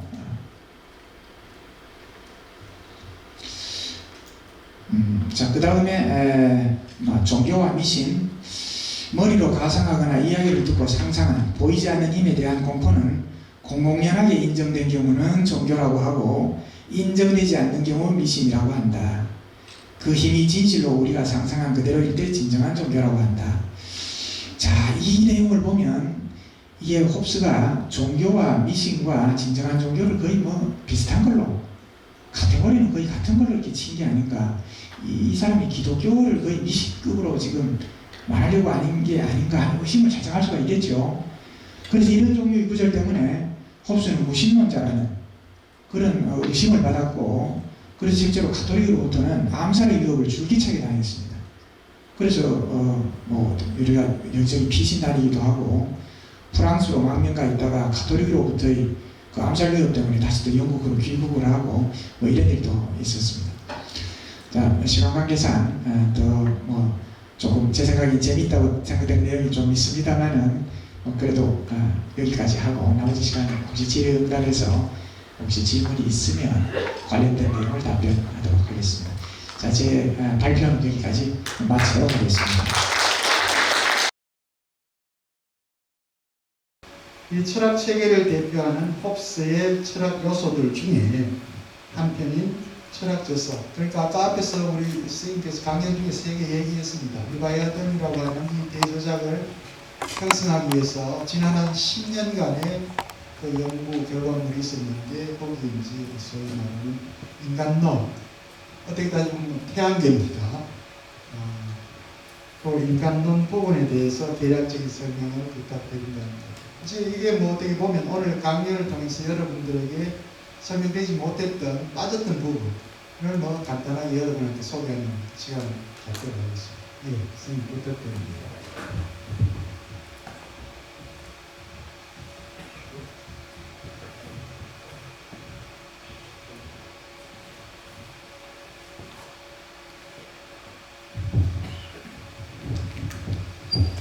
네, 저 홉스 리바이어던이 이제 1부, 2부, 3부, 4부 이렇게 되어 있는데, 제 1부가 물체론하고 인간론의 내용이 압축적으로 이제 들어있고, 그 다음에 3부가 2부가 시민론이 압축되어 들어있고, 그 다음에 3부가 기독교 신학 이론이고, 4부가 홉스가 생각한 기독교 신학 이론에서 벗어난 그릇된 학설, 그릇된 신학 교리들, 그 그릇된 신학 교리들을 암흑의 왕국이라고 그렇게 이제 부르고 있습니다. 그래서 우선 이제 두 번째 질문, 물체론 인간론에 대한 질문부터 먼저 말씀을 드리면, 아까 말씀드린 것처럼 이제 홉스는 이 유물론자입니다. 그러니까 정신 따로 육체 따로 있는 게 아니라 정신현상이라고 하는 것은 육체에 일어난 현상의 반영이다, 이렇게 생각을 하고 있는 거예요. 그리고 그런 의미에서 형체가 없는 물질로 이루어지지 않은 존재, 보통 이제 그런 것을 우리가 영적인 존재라고 그러죠. 영적인 존재. 그 영적인 존재는 보통 우리가 어떤 것이 존재한다고 말할 때, 존재라고 하는 것은 보통 일정한 장소에 일정한 그 부피를 차지하고 존재를 하는데, 영적인 존재는 그런 종류의 어떤 일정한 장소를 차지하지 않는 그런 존재라고 우리가 보통 생각을 하는데, 홉스가 생각할 때 그런 존재는 없다는 거예요. 순수히 정신적인 그런 존재는 없다. 그게 이제 홉스의 신학 이론인데, 그러다 보니까 맨 처음에 이제 홉스가 아까 말씀드린 것처럼 이 세상이라고 하는 것은 물체로 이루어져 있다. 그리고 그 물체가 운동을 한다. 마치 처음에 홉스 리바이어던을 처음 읽기 시작하면 뉴턴 책을 읽는가 하는 착각이 들 정도로 물체에 대한 설명이 나옵니다. 그 물체에 대한 설명이, 정지에 있는 물체는 정지에 있고 움직이는 물체는 계속해서 움직인다. 뉴턴이 제1 법칙이 그거 아닙니까? 관성의 법칙. 그래서 이제 이 운동이 다양한 현상을 만들어낸다. 그게 이제 물체론의 요점이고, 그 다음에 이제 인간론에 들어오면 인간에게 일어나는 여러 가지 정신현상들, 인간의 정신현상, 우리가 가지고 있는 생각 가운데는 뭐 상상도 있고, 뭐 기억도 있고, 그 다음에 또 무슨 뭐 관념 같은 것도 있고, 이제 여러 가지 이제 사고 활동이 있는데 이 사고 활동이 인간의 육체 속에 있는 어떤 물질적인 변화의 결과로 나타난다는 거예요. 요즘 이제 뇌과학에서 말하는 거하고 똑같은 거죠. 뇌에서 어떤 변화가 일어난다는 거예요. 예를 들면 내가 지금 어떤 생각을 했다고 그랬을 때 이 생각이 육체와 분리된 상태에서 독립적으로 어떤 생각이 오는 것이 아니라 내 생각이 어떤 생각이 들었다고 그러면 그 생각을 들게 만든 뇌 요소의 변화가 이제 있는 거죠. 그러니까 육체는 그냥 그대로 있는데 생각만 이 생각 들었다 저 생각 들었다 달라지는 게 아니라 내가 A라는 생각을 했을 때의 내 뇌 상태하고 B라는 생각을 했을 때의 뇌 상태가 다르다는 거예요. 그리고 홉스가 이제 그렇게까지 정교하게 말하진 않았지만 어쨌든 신체의 변화의 결과로 우리 머릿속에 생각이라는 현상이 일어난다.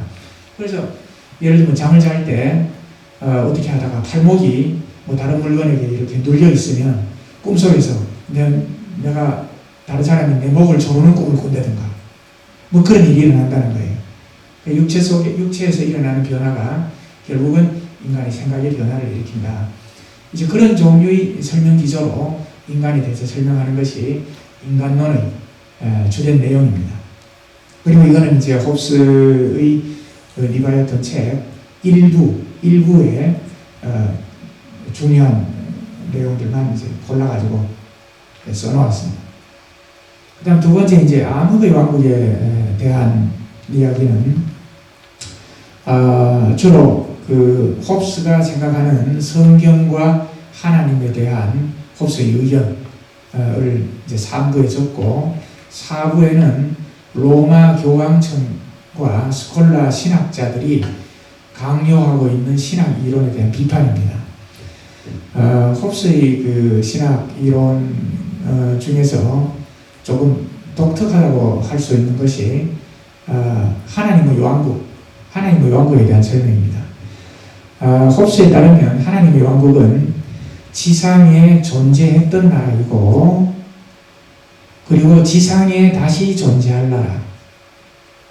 그러니까 우리 보통 천국이라고 그러면 뭐 이렇게 뭐 지구를 떠나서 어디 저 위에 어디 뭐 안드로메다 별이 있는데 어디 뭐 그 동네 넘어서 천국이 하늘 위에 어디 있는 것처럼 생각하기 쉽지만 성경을 아무리 열심히 읽어봐도 천국이라고 하는 곳이 그런 곳에 존재하는 게 아니라 천국은 이 지상에 한때 존재했고 앞으로도 이제 예수가 재림하고 나면 그 천국은 이 지상에 존재한다.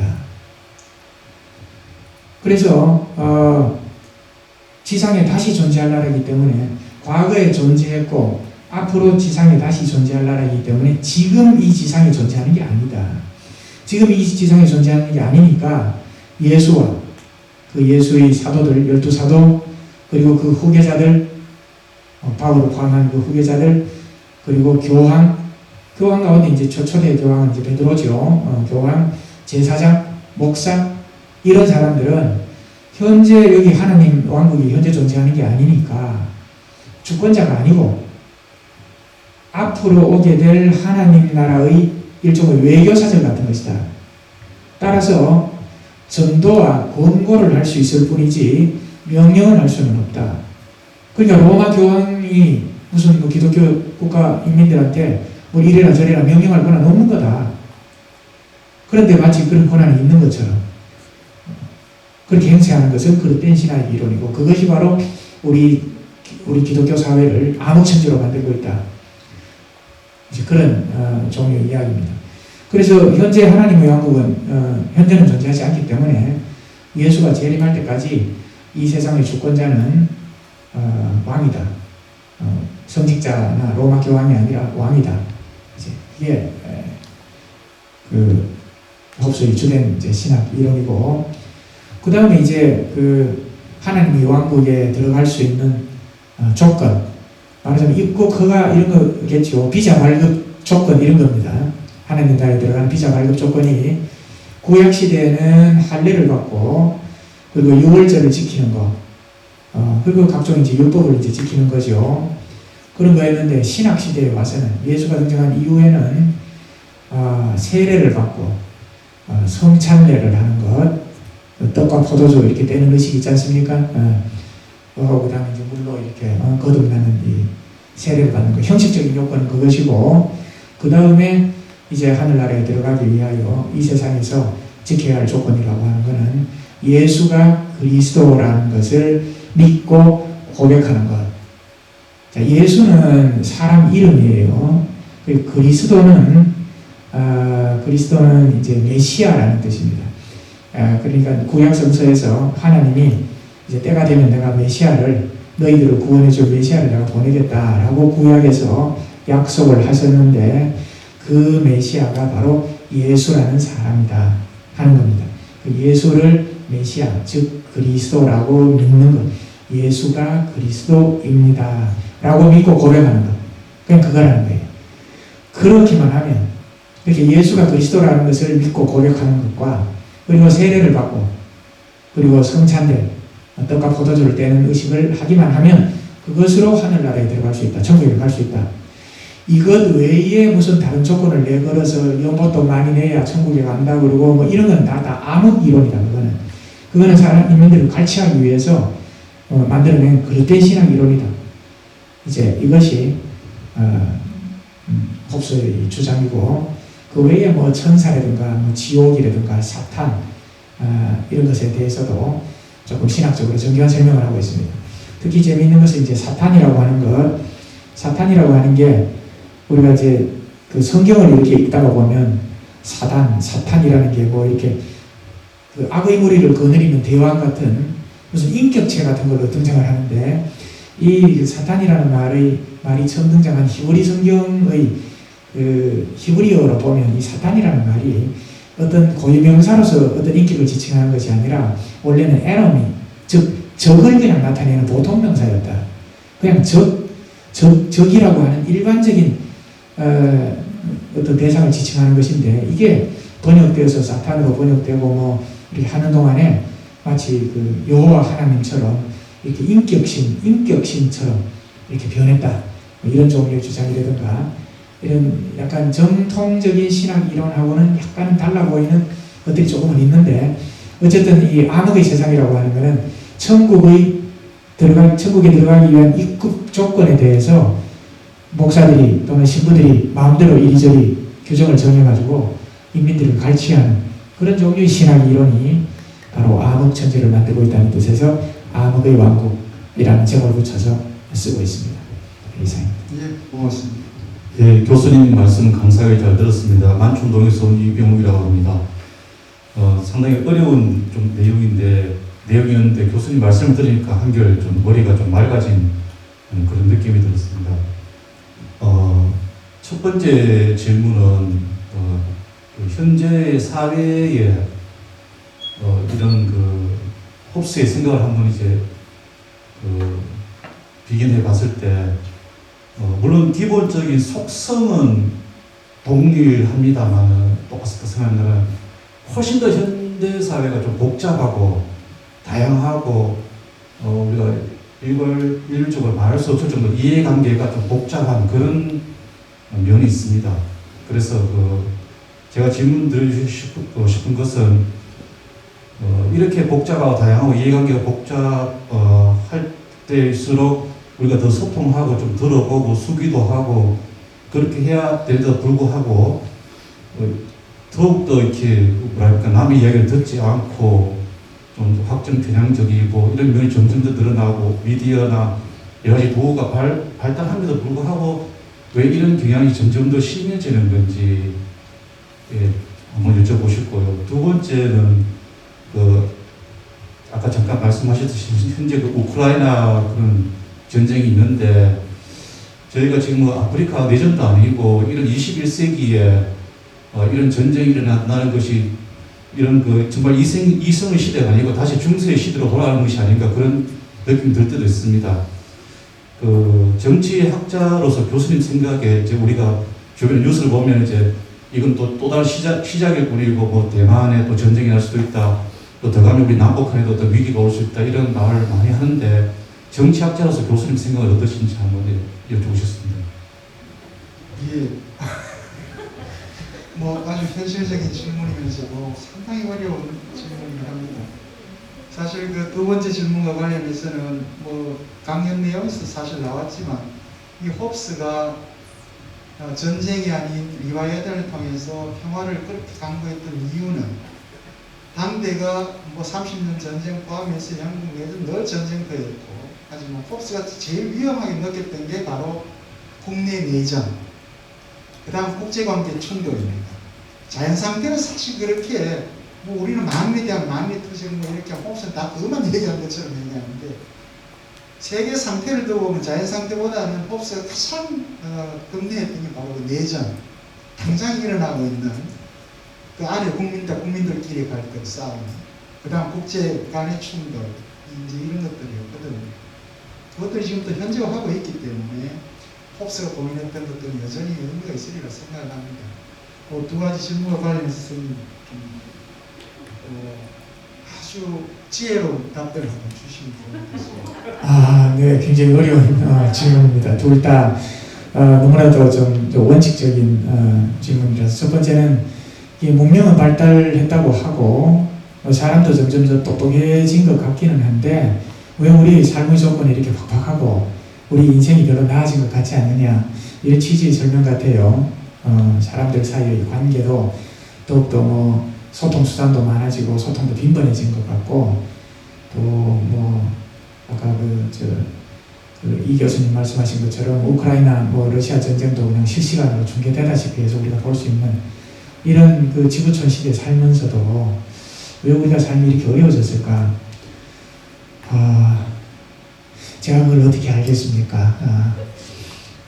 많은 거시적인 관점에서 문제를 접근하는 사람은 접근을 하되, 한 사람 한 사람의 그 개인 생활을 놓고 보면 그냥 뭐 가까이 있는 사람들 사이에 이렇게 최선을 다하면서 사는 것, 그 이상 뭐 더 좋은 일은 없지 않을까.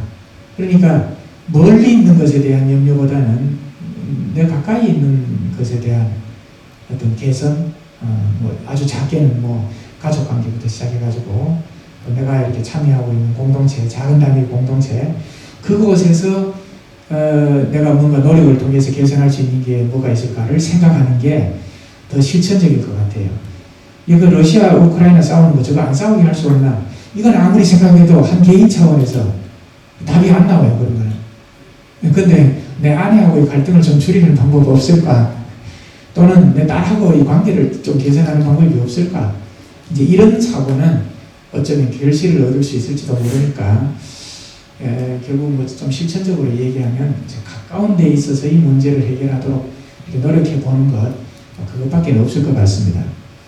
지금 거기에 아까 그때에서 우리 이 선생님 질문 중에 왜 우리 지금 우리들은 이 확정 편향적 사고에 매몰되어 있느냐, 이게 우리 대구 사람 특히 좀 심하죠, 그죠? 문제인데 왜 이런 확정 편향적 사고에 매몰되어 있을까? 그거를 그냥 뭐 사실 사람마다 생각이 다르니까, 나와 생각이 다른 거를 홉스 얘기도 나옵니다만, 나와 생각이 다른 걸 이단이라고 이제 사람들이 얘기를 하지요. 남들이 자꾸 나를 이단이다 하면 내가 진짜 이단인가 이런 생각이 들 수도 있는데, 어떤 사고방식에 사로잡힌 사람도 그 사고방식을 갖게 된 그 역사적인 배경 같은 게 분명히 있어요. 그 억지로 자기가 뭐 이거 아니면 이거 해가지고 짚어가지고 그냥 사고하는 게 아니라 그 사람은 그렇게 사고를 할 만한 어떤 이유가 분명히 있었을 거예요. 그리고 뭐 우리 사회가 전통적으로 전라도와 경상도가 서로 대립적 관계에 오랫동안 놓여 있었다는 거, 그리고 또 어느 한쪽에서 권력이 나오면 그 권력이 그 지역에 약간 편파적으로 또 작용을 했다는 그 역사적 사실도 부인할 수가 없고, 그런 역사 때문에 이제 그 이른바 확정 편향 이라는 말이 나오게 됐는데, 당신이 갖고 있는 사고는 확정 편향입니다. 뜯어고치세요. 이 말을 들었다고 해서 사고가 고쳐지는 게 아니에요. 그 사고를 변경시킬 만한 다른 경험이 있어야 되는 겁니다. 그때까지 그냥 이제 조금 기다리는 수밖에 없지요. 그래서 다른 사람이 내와 나하고 생각이 많이 다를 때에 당신은 확정 편향을 가지고 있다, 뜯어고쳐라, 이렇게 말하는 건 도움이 되지 않아요. 그 사람에게 그 사람이 가지고 있는 사고와 다른 사고를 할 수 있는 여지가 있다는 그 어떤 경험을 이렇게 보여주는 것, 경험하게 하는 것, 그것밖에 없는 것 같고, 두 번째는 내가 어쩌면 남이 볼 때 편견을 갖고 있다고 생각할지도 모르니까 다른 방식으로 다른 사람이 생각하는 것도 혹시 진리의 일부를 갖고 있지 않을까 하고 한번 좀 생각해 보는 것, 그런 정도로 하는 수밖에 없지 않을까 그렇게 생각이 됩니다. 두 번째 이제 전쟁 문제에 관해서 사실 우크라이나하고 러시아하고 전쟁이 일어나고 계속 생중계가 되고 해서 그렇지, 그것 외에도 지구촌에 내전, 전쟁, 분쟁 지역이 아주 많습니다. 그 인도하고 중국, 러시아 그 국경 근처에서 싸우는 분쟁도 있고, 아프리카에서는 내전이 일어나는 지역도 많고, 또 한 나라 내에서 내전뿐만이 아니라 국경선 부분에서 충돌하는 나라도 많고, 아프리카 지역이며 아주 많습니다. 근데 이제 규모가 이제 좀 작고 작은 나라들이다 보니까 피해가 그렇게 심각하지는 않은 반면에, 러시아는 이제 군사 대국이니까, 세계 제2위 군사 대국이 전쟁에 나섰으니까 이제 전 세계가 이제 주목을 하게 되는 거죠. 그 전쟁의 원인이라고 하는 게 이제 1차적으로는 되게 영토를 빼앗으려고 하는 야심 때문에 일어나는 거죠. 규모가 커서도 그렇지, 옛날에 부족 국가에서 이제 근대 국가로 넘어올 때도 계속해서 전쟁을 통해서 국가가 만들어졌죠. 지금 러시아가 우크라이나 전쟁을 한 것도 그 돈바스 지역, 그 이전에는 2014년에는 크림 반도를 뺏으려고 전쟁을 했고, 지금은 그 돈바스 지역이라고 그 도네츠크, 루한스크 그 지역을 이제 뺏으려고 지금 전쟁을 하는 거니까, 영토 야욕 때문에 세계에서 가장 넓은 영토를 갖고 있으면서도 또 그 영토를 늘리려고 하는 야심 때문에 그렇게 된 것이고, 그 러시아 국가 통치자의 지배를, 그 영토 야욕을 뒷받침하는 그 국가 권력, 국가의 힘을 러시아가 가지고 있기 때문에 아주 파괴적인 일이 이제 벌어지는 건데, 이 전쟁을 어떻게 해서 막을 수 있느냐? 그러니까 전쟁을 하지 않도록 만드는 일은 그거는 아주 장기과제에 속하는 것일 테고, 일어난 전쟁에서 그 전쟁에서 이기는 방법, 이런 거는 각 나라가 준비를 해야 될 일이겠죠. 아마 내 생각에는 이제 지금 새로 들어서는 정권에서는 이전에 비해서는 국가안전보장 문제에 대해서 조금 더 신경을 쓸 것 같아요. 그 이전에 북한에 대해서 약간 저자세랄까, 또 러시아하고 중국하고 좀 가까워지려는 외교적인 노력을 했다면, 새 정권에서는 아마 미국하고 일본하고 외교 관계를 조금 더 강화하는 쪽으로 하고, 국가 내에서도 우리 국내에서도 국가 안전보장 문제를 조금 더 우선순위에 두지 않을까, 그런 생각이 듭니다. 예, 충분한 답변이 됐는지 모르겠습니다. 예, 또 다른 질문 있으면 받겠습니다. 예, 선생님.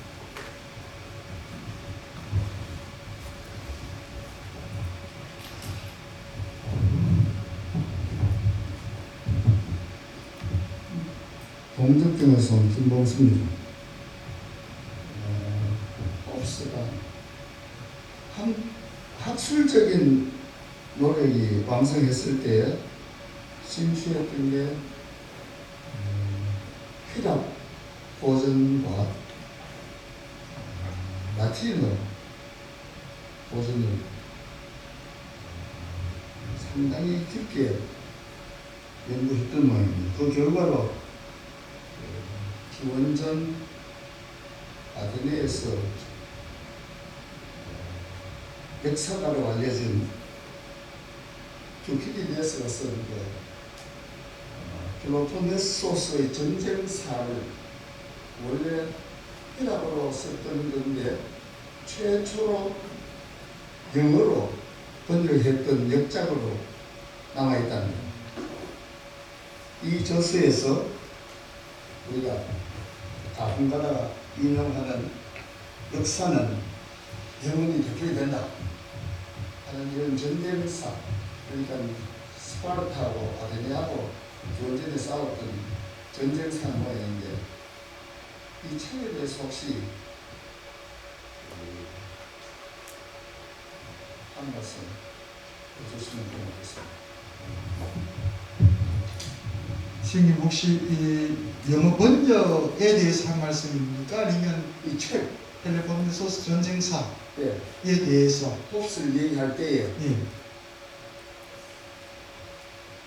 혹시 지금 이 부분 설명 가능하십니까?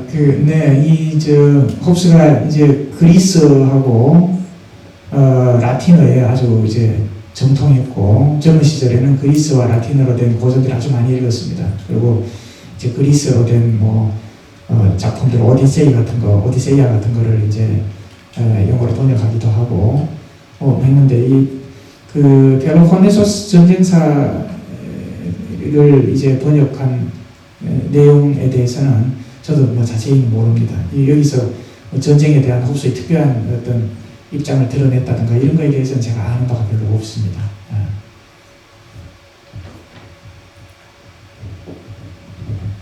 예. 혹시 또 다른 질문 있으면 지금 예시를 받겠습니다. 한 분 정도 질문 있으시면.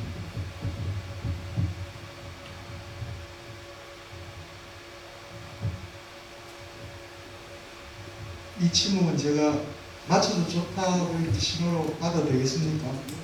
예, 고맙습니다. 저희들도 학교로 들어가서 또 콜로키움 준비를 해야 되기 때문에 정시 4시 마칠 수밖에 없는 시간적 한계가 있었고 시민 여러분들이 다시 양해 부탁드립니다.